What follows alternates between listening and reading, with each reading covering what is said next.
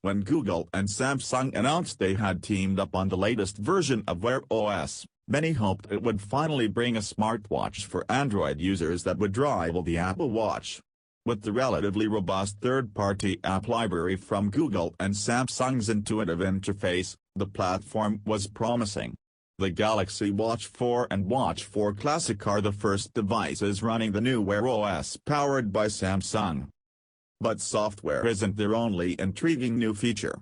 Samsung also upgraded the biometric sensors to offer, among other things, a body composition scanner and improved sleep tracking. Throw in new 5nm processors and sharper screens and the Watch 4 series looks like a media update. Has the Apple Watch finally met its match? Probably not, but one can hope. Before we get too far ahead, it's worth noting that other than the Classic having a physical spinning bezel and a stainless steel case, there aren't major differences between the two Watch 4 models. They have the same upgraded sensors, battery and screen sizes, so most of what I'm going to cover in this review applies to both models, unless I specify otherwise. Let's start with the most intriguing change in both watches, Wear OS. Honestly, if I didn't know the Watch 4 was using a whole new OS, I might have just assumed this was a minor Tizen update. You'll still swipe sideways or spin the physical bezel on the Classic to scroll through all your widgets and use the touch-sensitive ring around the regular Watch 4's screen. But instead of all apps being one of the pages on the right, they're now below the home screen. There's also a customizable quick settings panel above the main page, too. Of course, the dead giveaway that there's something more going on here is that you can now download apps from the Play Store directly from your wrist. A section in the Play Store shows all the apps on your phone that have Wear counterparts, and I easily added Telegram and Spotify from this page. This seamless installation of apps that are already on your phone onto your watch is one of the features that Samsung said its One UI software would enable. I was expecting them to automatically show up on the watch without me doing any work, but I guess this way you get to decide what you want on your wrist. One UI also allows for settings on your watch and phone to sync, so that when you enable Do Not Disturb on one, the other activates it too. When you play a song on your phone, a media controller is supposed to appear on the wearable. These only work with Samsung's phones, though, so if you're using some other Android device this doesn't apply. Oh, and while we're at it, the Watch 4 series doesn't work with iOS, unlike its predecessors. But if you're an iPhone owner you probably weren't considering an Android watch to begin with.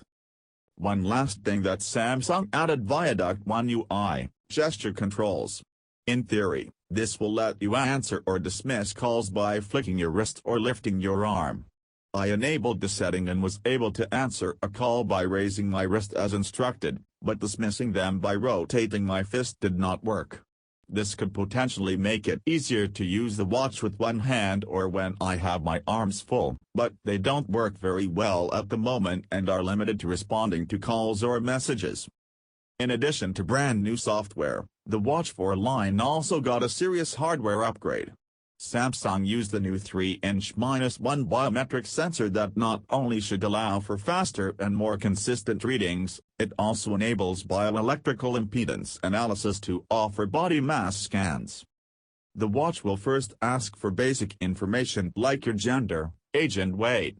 Then, it tells you to place your middle and ring fingers on the two buttons on the edge. It'll also instruct you to stay still and lift your arms away from your body while it scans, which takes about 15 seconds. Once it's done, the system spits out a comprehensive breakdown of your body, saying how many pounds of water, fat and skeletal mass it detected. I've been excited about this new feature, since body composition is generally a better way to understand your overall health than BMI. I'd been using Amazon's camera-based system in its Halo app to determine my body fat percentage, and though that's been a handy and seemingly accurate method, BMI is a more conventional and common means. The problem I realized after a few days is that a watch might not be the best place to have BMI sensors. Since the scan requires you to be fairly still and not touch other parts of your body, it can be quite awkward to do. That would be fine if the only issue were standing in an uncomfortable stance for 15 seconds every now and then, but small changes in your posture can affect your result. I took 2 scans just seconds apart, one with my arms lifted further away from my body than the other. The first time, I got a 26% fat scan result, and the next I got 30%. I wasn't expecting complete accuracy, and I know consistency can be affected by time of day and how you're standing, but so far the results are unreliable. I'll need a few more weeks or months to test the BIAS system, measuring at the same time of day, to see if it produces helpful overall trend data. After all, changes in your body composition can take time to register. Something else that requires more time for me to get a sense of its usefulness is continuous blood oxygen detection. That's one of the new sleep tracking features the upgraded sensors enables, and that data feeds into Samsung's Sleep Score algorithm, which considers other things like duration and restfulness. In older Galaxy watches, you can get your blood oxygen saturation readings at will, but the Watch 4 is able to do a constant measurement overnight. When I woke up, the Watch 4 told me my SpO2 was between 93 and 97%, which is slightly lower than I'd like, but could explain why I've been so fatigued. Blood oxygen is one of 5 factors that go into Samsung's Sleep Score, which the company said considers a variety of metrics.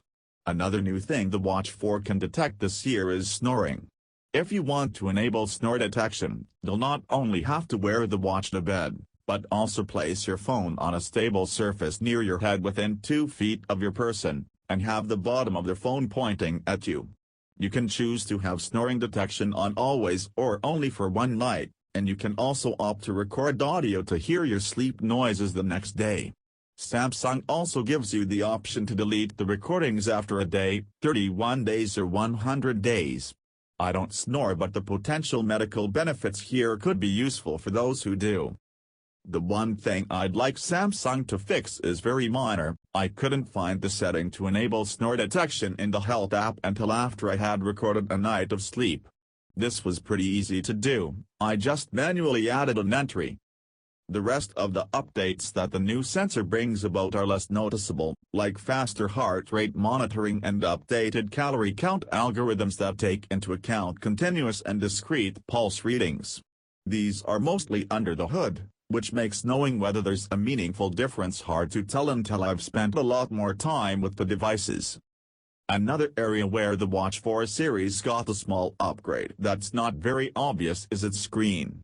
The larger versions of the devices now have sharper 1.4-inch screens running at 450 by 450, while the smaller models have 1.2-inch panels.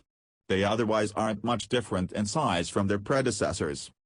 I'm used to the Apple Watch SE, and though the Galaxy Watch 4 is actually about 5 grams lighter and its case is only a hair wider, it still felt a little large on my wrist. Its case alone is an acceptable size and weight, but the 20mm strap that Samsung includes is a little stiff out of the box and feels uncomfortable. Over time, though, this should get more pliable and less cuff-like, and you can also swap it out for something softer. Because it has a physical rotating bezel and a stainless steel case, the Watch 4 Classic is heavier and chunkier than the Watch 4, which has a touch-sensitive ring. While I liked using the mechanical wheel to interact with Tizen Wear OS, it made the device bulky enough that I didn't want to wear it when working out or going to sleep. Though they look similar to their predecessors, the Watch 4 series boasts a significant update inside. They're powered by new 5nm processors with significantly more storage than before. That additional space should allow you to load more songs on the device, while the processor should make the system fly. And for the most part, the Watch 4s ran smoothly and quickly. The only times I had to sit around waiting for something to happen were when I loaded the Play Store or accidentally triggered Bixby. Speaking of Samsung's Assistant, it's set to launch when you long press the top button by default, but you can set it to bring up the power menu instead. Something I've always loved about Galaxy watches is how accurately and quickly they register when I've been walking briskly. This year, Samsung updated the software to auto-detect the workout after 10 minutes instead of 15. It was gratifying to have a session automatically recorded after I had spent exactly 10 minutes walking from the Long Island Railroad platform in Penn Station to the Pathan Avenue away.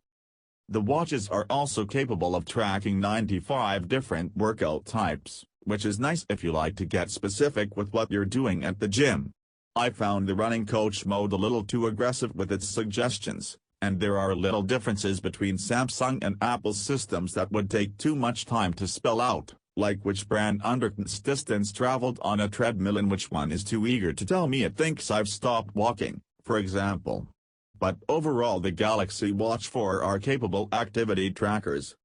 Unfortunately, it seems like all the upgrades Samsung added hurt the battery life.